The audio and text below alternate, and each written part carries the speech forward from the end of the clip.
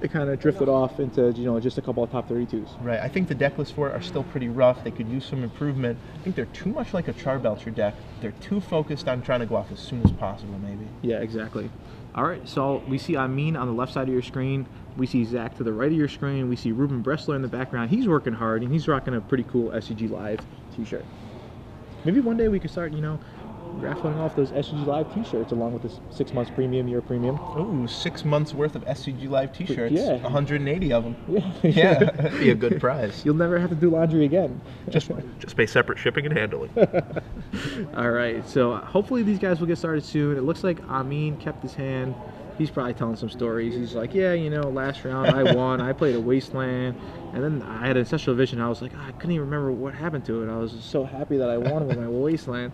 And Zach's like, yeah, okay, can we start this game? I'm tired of this story. Both players so tired. They've played 11 rounds of Magic. Yeah. They need to win one more, though, if they want to hoist that trophy, if they want to be the champion of this Star City Open. I wonder if any of these guys actually, you know, played yesterday as well, and they played Friday Night Magic. So over the weekend, they played like 25 matches of Magic or something.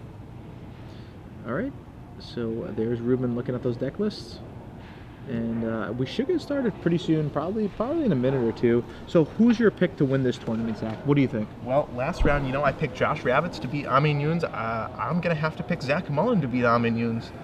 Amin Younes, I don't understand how he's doing it. Some kind of crazy voodoo magic here. Yeah. It has to stop at some point. I don't know. You said it was a Cinderella story. I'm going to get behind you. I'm going to think Amin's going to take down this tournament. All right, we're going to have to agree to disagree.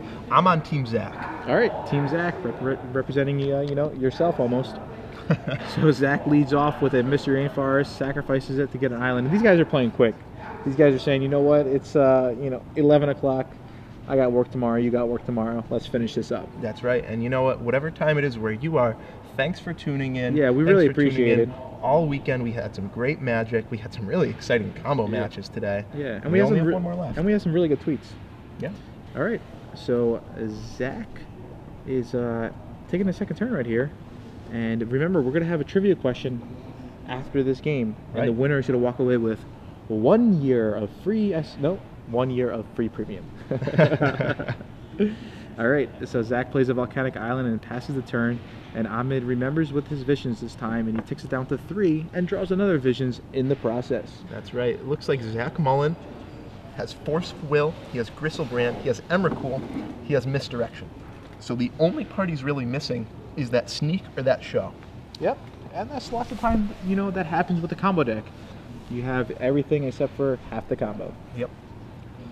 All right, so Amin sacrifices his Polluted Delta, shuffles his deck somewhat, and presents it to Zack, and I think it's going to be a Hemdatorok, and that's exactly what it is. Yep, and we'll see a Misdirection, of course. Whoa. Misdirection, removing that Force of Will that Zack didn't want anyway. Yeah. Back to you, Amin. So this is going to be essentially a 2 for 3. Yeah. So both players losing cards in the process. You know, Amin, it's bad for him, but at least he has that vision coming out in a couple turns that will help him draw some more cards and, you know, hopefully give him some more gas. Right, that vision is so important. It normally isn't going to do much against Sneak and Show, but this game, it's going to be great. Yep. All right. So they're just going to roll a dice. Now, normally, you know, if you were to play casual Magic against your friend, you'll just choose some cards in your opponent's hand. Rolling a dice just makes everything more random, just to make sure somebody wasn't, you know, maybe tracking the cards you've drawn. Right. Knowing which cards are the good cards in your hand. Exactly. So that him hits a Shardless and a land. I mean, still left with that other Ancestral Vision in his hand. All right. Oh, wow. Show and tell. This game's going to end quick. Zack Mullin plays a Show and Tell, and he's just going to plop down a Grizzlebrand. Yep, here it is. Yep, and what does Amin put into play? 1, 3, 2. Okay, on the count of 3. All right. 1, 2. Oh, it's an Emrakul. All right, did he not have a Grizzlebrand? I thought he did. I thought he did as well. So interesting choice on the Emrakul. This gives Amin a little bit of an out here. He can potentially play Jason, bounce that Emrakul. Yeah, maybe we could take a look at Zack's hand once he picks it up, so we can see if it's a Grizzlebrand or not. But I really thought it was a Grizzlebrand. So Amin Younes finds himself in the same situation that he was in against Josh. He has 1 turn to draw Jace. Yep. All right, there's a Brainstorm. 1, 2. Ooh. Nope. And scoops it up. And it was a Grizzlebrand. Wow. Wow. Wouldn't it be better to play a Grizzlebrand there? Well, let's see. Looking at Amin Youn's deck, he doesn't have any removal for the Grizzlebrand. Abrupt Decay can't touch it. Yeah, I think that's a rare misplay from Zack. I don't know. Do you think it was afraid of like a Baleful Strix or something? But like, Zack could just draw a bunch of cards with a Grizzlebrand. Exactly. Find a yeah, exactly. Yeah.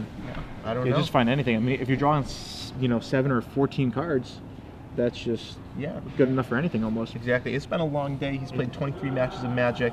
He can afford a few misplays in game 1 of this match. And maybe he just wants to end it. He just wants to go, Emrakul, I got to go home. Exactly. If you got it, you got it. I got Big Daddy Emrakul. Yeah, why not? All right, so we're going to do our trivia right now. This is going to be not for 3 months, not for 6 months. This is going to be for 1 year of premium. That's right. The game's premium. So this is going to be really, really good. Yeah, we're giving away 1 month, or sorry, not 1 month, 1 year of premium. So far, we've given away a lot of it. This time, though, we got the full year. Yeah, we do. This is crazy. So, do you have a trivia question for us? Do you have a trivia question? Well, I asked you first, Gerard. All right, well, I do have a trivia question. All right, good. All right, so we were just talking about some of the decks, some of the new decks, some of the decks across the room or everything. I want to know, what was the deck that played 0 lands today? All right, so don't say Goblin Charbelcher. Nope. Because Goblin Charbelcher plays how many lands? 1 land. All right, this deck actually plays 0 lands, believe it or not. Okay, so why don't we make it a little more specific? Why don't we make it what Gatecrash cards enable this deck? What Gatecrash cards? Yep, let's get both of them. Both? This is tough. Let's get both of them. Hey, this is for 1 year. All right, so you're gonna have to get both. You're gonna have to know both the Gatecrash cards that enables this deck to play 0 lands. Right. Is the key cards from Gatecrash. And I think they're both commons, right? One's a common, one's an uncommon. One's a common, one's an uncommon. Yeah, we'll give you a little hint. They're maybe both a tough one. Maybe.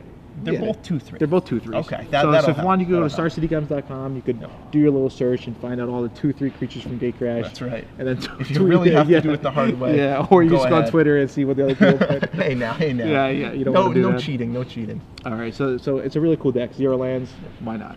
All right. So we're gonna go back to the players right now. They're gonna be sideboarding. They're probably gonna be looking at each other's deck list to see exactly what one person has in his deck. Just because, sure, they probably saw their deck list before top 8. But they're not going to remember everything. Right, and it's such an important part of Legacy Magic, and really any Magic, to figure out how your opponent is going to be sideboarding, because you just don't want to sideboard in a vacuum. You have to sideboard for how he's sideboarding. Exactly. So as you can see on the right of the screen, Zack has his sideboard right there for everybody to see at home. 4 defense grids, 4 Graph Digger's Cage, 1 Pithing Needle, 1 Red Elemental Blast, 3 Stifle, 2 Caracas. Zack, tell everybody what he's got to bring in. Well, he's not bringing in Caracas. That's for the mirror. Yes. He's probably going to bring in some number of Stifle. Yeah, I like Stifle here. It stops some crucial things. It stops the Ancestral Vision if the game goes that long. It stops the Shardless Cascade. It can stop the Deathrite Shaman activation. But more importantly, it stops a fetch land or a wasteland. And the one other thing it can stop is Jace the Mind Sculptor. Jace the Mind Sculptor, right. It's like, I have 1 mana open, you want to try to bounce my Grizzlebrand, you want to try to bounce my Emrakul, no, I'm going to stop it with the Stifle. That's right. Defense Grid, we might see him bring in Defense Grid, but I don't think so, because, I mean, he only has 4 Force of Wills. Exactly, and most of Amin's disruption is hand disruption. That's going to be played at sorcery speed. Right. Zack Mullin also has a lot of instants himself. Exactly. Amin. What is Amin going to bring in now? Well, it's got to start with the Engineered Plague. Making Emrakul a 14/14 could make all the difference here. All right, I'm going to have to disagree with you there. Okay. I think Amin's going to bring in 4 Force of Wills. I think he's probably going to bring in the Golgari Charm, the 2 Surgical Extractions, 2 Duress, and 2 Thoughtseizes. Yeah. All joking aside, I completely agree with you. Same sideboarding as last time. He just needs his anti-combo cards. Needs to board out the anti-creature cards. Yeah, now the one difference is, though, Josh Rabbits had 4 ley lines. Right. Zack has 0 ley lines. I wonder if there's going to be, any difference there. Well, I really like the Leyline of Sanctity from Josh Rabbits. It's the perfect card to have against this bug discard deck. Zack Mullin, I bet you he wishes he had it here. Yeah, you think so? Yeah, he has the defense grid. It seems like he was way more worried about the blue decks rather than the discard decks. Yeah. All right, so we'll see what happens. Amin's going to be on the play this game, and he's got his 7 cards. He's taking a look one by one. Let's see if both players keep. Let's see, what turn this game goes to. Ooh, there's a Force of Will in Amin's hand. I don't know if he has any lands, though. He's looking a bit confused. He's like, hey, I know I played more than 0 lands in my deck. What's going on? He's not playing any Gatecrash cards. So, right. Amin going to 6, but luckily for him, Zack Mullin also shipping it Yeah, back. you know what? Zach's a nice guy. He's like, you're going to mulligan. Why not? I'll mulligan as well. Now, recently they just changed the mulligan rule. It used to be one person would have to resolve all their mulligans. That's right. Then the other person got to decide. So, if you had a questionable hand, you got to see if your opponent were to mulligan down to 5, mulligan down to 4, and then you would say, you know what? Even though my hand's kind of shaky, you're on 4 cards. I'm going to keep. Now it goes 1 by 1, which I like a lot better. Yeah, it really speeds up the mulligan process. It just makes it a little more fair for both players. Exactly, because no one really wants to mulligan. Magic is designed to be a game where it's a fair game. Both players have, even footing. Although Legacy lots of times it doesn't really feel like Sometimes a you get fair game. Emerald. Yeah, sometimes your opponent goes turn 1 Emerald, and you really can't do too much. The other thing is that I actually, like I said before, I played Vintage not too long ago in a pretty big Vintage tournament, and I always thought it would be like turn 1 kill, but Vintage, there's lots of play to it as well. Yeah. It's really a common misconception about Vintage that it's all about the turn 1. It's all about who wins the die roll. Really, a lot of people have studied the Vintage die roll. It's like 52-48. Yeah. It barely even matters. Yeah. So Vintage is a cool format as well. Yep. Hard to get a Vintage tournament together though. Yeah, exactly. That's why it's really cool that Star City does the Legacy tournaments, because Legacy and Vintage, is somewhat similar. Brothers. Yeah.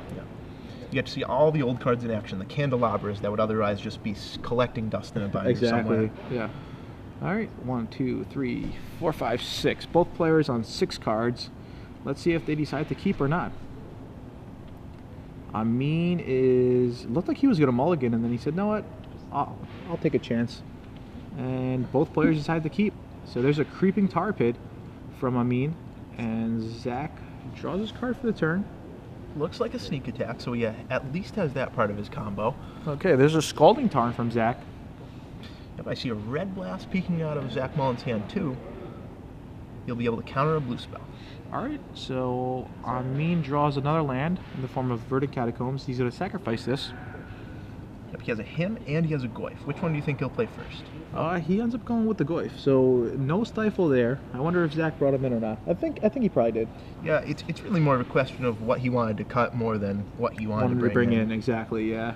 He might have wanted the stifles, but he just had nothing to cut for them, so right. That's definitely understandable. So 1/2 Tarmogoyf from Amin. That's going to grow really quickly because next turn he has the him. Ham to Tark, yeah. But did you see what Zack just drew this turn? Oh no, what was it? It was a misdirection. Wow. Yeah. So Amin's judgment call of the Tarmogoyf is going to backfire when he gets himmed. Yeah, so this is going to be crazy. All right. So Tarmogoyf is a 1/2 right now. There's a dice. Amin draws a Surgical Extraction. And he's going to go for the Ham to Tark, but he's not going to like this at all. It's going to be a misdirection. Whoops. Ooh. I think it's going to be a misdirection. I would think so. so. Yeah, there it is. Stop hitting yourself, Amin. Stop hitting yourself. All right. So what is he going to pitch? I think he wants to pitch this Forcible. Right. Yeah. Especially with his opponent only having 2 cards. Yeah. Maybe, is that a Spell Pierce? What is that? Yep, that's a Spell Pierce. Yeah, maybe pitch a Spell Pierce, I think. I don't know. He doesn't have another blue card for the Force of Will. Yeah. Either way, it's close. Okay, he decides to pitch the Force of Will. So now Amin is the one that's hem-to-tarking himself. The good news, though, for Amin is that Tarmogoyf's going to grow. Exactly. It's going to be at least a 3/4 here. Even more if Zack hits his other Tarmogoyf. All right.